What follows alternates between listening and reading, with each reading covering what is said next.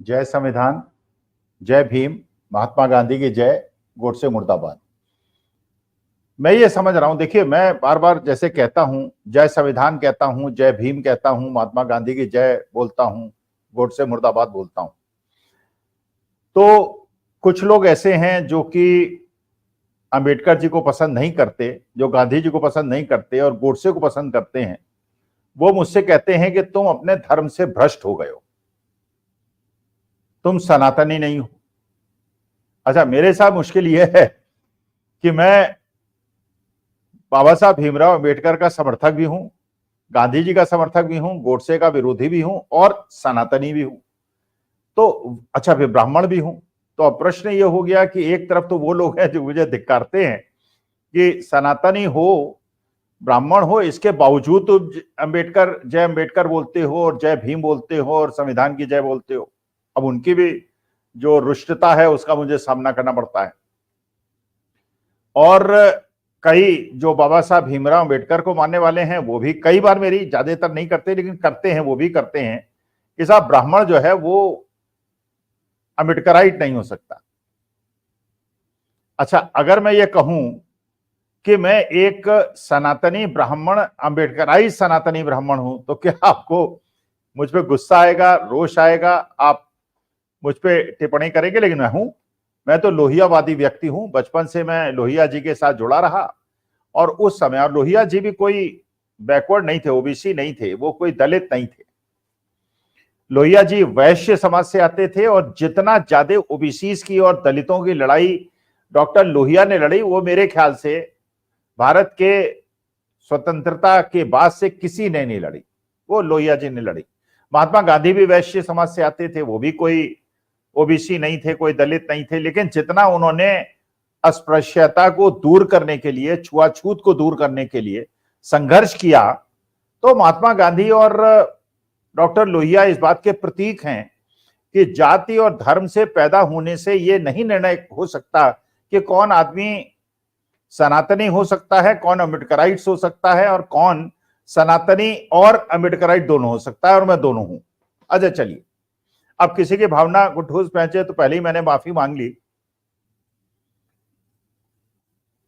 अब जैसे बताया गया कि हमारे धर्म में अगर 300-400 साल पहले ये एक प्रथा लागू हुई, लोग कहते हैं साहब पुरातन काल में तो ऐसा नहीं था, भगवान श्री राम ने शबरी के बेर भी खाए थे और जो केवट थे उसको गला भी लगाया था, तो उस जमाने में जाति प्रथा नहीं थी, ये 300-400 साल पहले आई। तो क्या ये समय नहीं आ गया है कि उस जाति प्रथा को, उस ऊंच नीच की भावना को, उस छुआछूत की भावना को खत्म किया जाए? और ये कदम कौन उठाएगा? अगर कोई व्यक्ति ये कदम उठाता है जय भीम कह के, जय संविधान कह के और गोडसे मुर्दाबाद कह के और गांधी जिंदाबाद कह के, तो क्या कोई विरोधाभास है इसके अंदर? अगर भारतवर्ष की कोई सबसे बड़ी कमजोरी मैं मानता हूं आज की तारीख में, तो वो है धर्म और जाति का विद्वेष, विभेद और उसकी वजह से भेदभाव करना।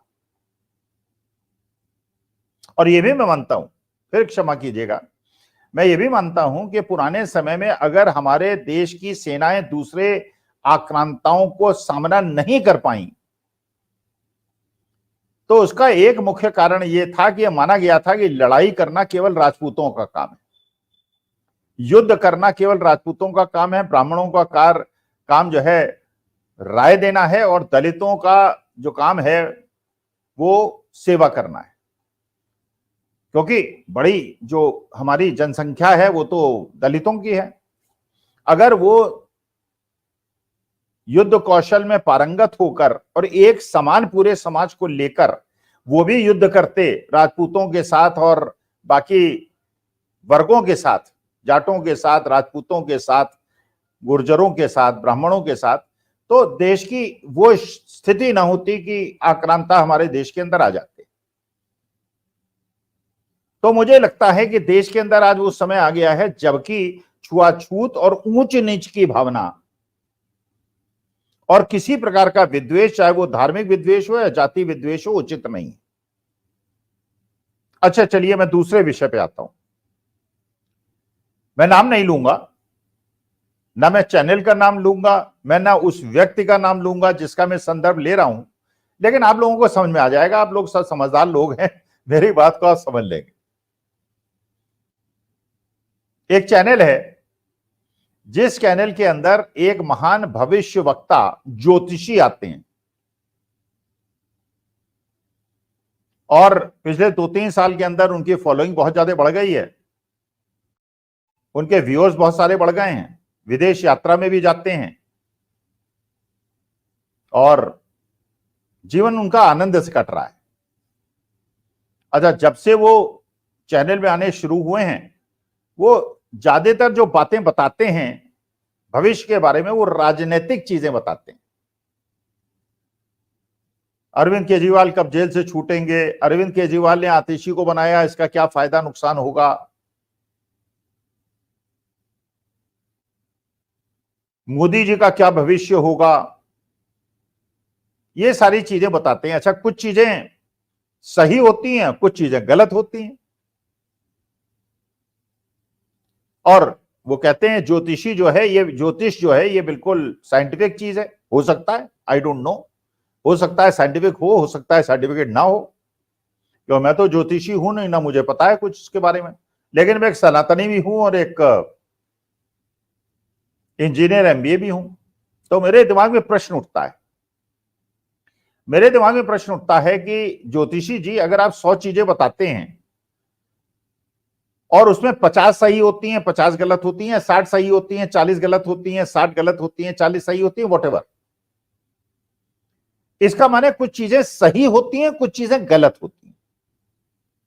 अच्छा, मान लीजिए मैं भी मंगल ग्रह और शनि और बृहस्पति वक्री बताने लगूं, वैसे तो मेरी निंदा शुरू कर देंगे, मुझे आता वाता कुछ है नहीं, बाकी ज्योतिषी मुझे दौड़ा लेंगे कि भाई ये क्या अनबंसन बोल रहे हो, जो बोल रहे हो उसका कोई मतलब ही नहीं है, लेकिन वो वही कर सकता है जिसको उसके बारे में ज्ञान हो।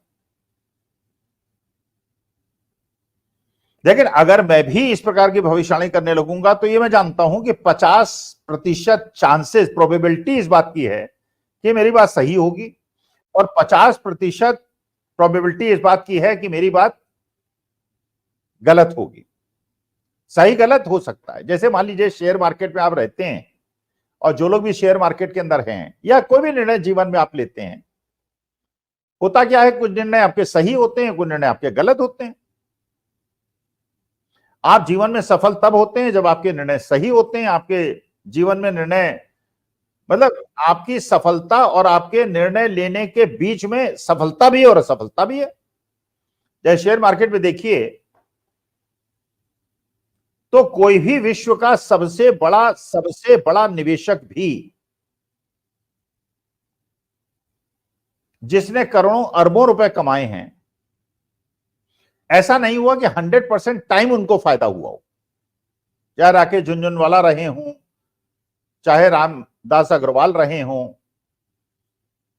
चाहे हिडनबर्ग रहा हो, ऐसा नहीं कि उसने अगर शॉर्ट किया है मार्केट तो हमेशा मार्केट नीचे ही गया है, कभी कभी ऊपर भी चला गया, उसको नुकसान। तो हर आदमी को, तो जैसे हम लोग साइंस में कहते हैं लॉ प्रोबेबिलिटी, प्रोबेबिलिटी है सफलता हो जाए। अब जैसे आप एक सिक्के को उठा लेंगे तो 50% चांस है कि हेड आए, 50% चांस है कि टेल आए। अच्छा, फिर जैसे मैं देख रहा हूं मेरे अपने जीवन काल में अभी तक मेरे को प्यार तो अपूर्व मिला है। मैं जैसे पहले भी आपको बताया, अपने छात्र काल में भी, अपने जब मैं छात्र था तब भी, और उसके बाद के जीवन में भी, अध्यापन काल में भी, और जब से यूट्यूब में आया हूं तब से मुझे हमेशा सम्मान मिला। ये परमेश्वर की कृपा है, या आप लोगों का स्नेह आशीर्वाद है कि मुझे सम्मान मिला है। लेकिन पिछले 4 दिन से अब कुछ लोग सम्मान दे रहे हैं, तो पहले भी दे रहे थे, लेकिन वो लोग जो पहले सम्मान दे रहे थे, अब वो गरियाना उन्होंने शुरू कर दिया है, वो धिक्कारने लगे हैं। आप कहते हैं साहब ऐसे चैनल में क्यों जाते हो जहां पे ऐसी बातें होती हैं। खैर, मैंने उसमें स्पष्टीकरण दे दिया, मैंने बता दिया। लेकिन असली मुद्दा यह है कि जो ज्योतिषी महोदय एक चैनल में जाते हैं और दुनिया भर की अंतरराष्ट्रीय विषयों पे ज्ञान बताते हैं, क्या उन्होंने कभी उस चैनल के चीफ को यह बताने का प्रयास किया कि आपके चैनल पे विपत्ति के बादल मंडरा रहे हैं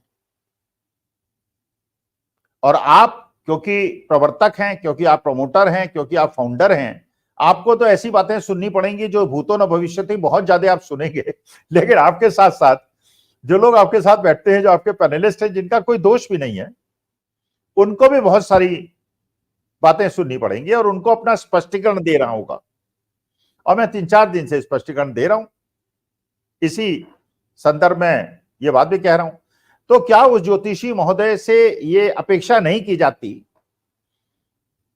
कि अगले प्रोग्राम जब भी उनका होगा, शायद संडे को होता है, सुबह 6 बजे होता है, तो जो इंटरव्यू होगा जिसमें वो राजनीतिक और अंतर्राष्ट्रीय विषयों पे भविष्यवाणियां करते हैं, वो ये कृपा करके बताने का प्रयास करें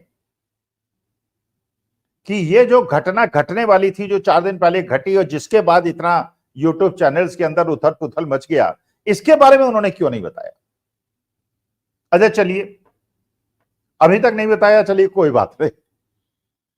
अब आज मंगलवार है, संडे को 6 बजे वो आएंगे, तो मैं उनसे निवेदन करना चाहता हूं कि ज्योतिषी महोदय, आप कृपा करके ये बताइए, बाकी देश का और राजनीतिक भविष्य और विश्व का अंतरराष्ट्रीय भविष्य छोड़ दीजिए, आप कृपा करके ये बताइए उस चैनल का क्या भविष्य है, उसके साथ बैठे हुए पैनलिस्टों का क्या भविष्य है, उनके किस दोष की वजह से उनको ये ऐसा कष्ट झेलना पड़ रहा है, जहां उनकी निंदा हो रही है, लोग उनके बारे में ऐसी बातें कर रहे हैं। और असलियत बताइए कि वास्तविकता क्या है, आप बताइए ज्योतिषी महोदय।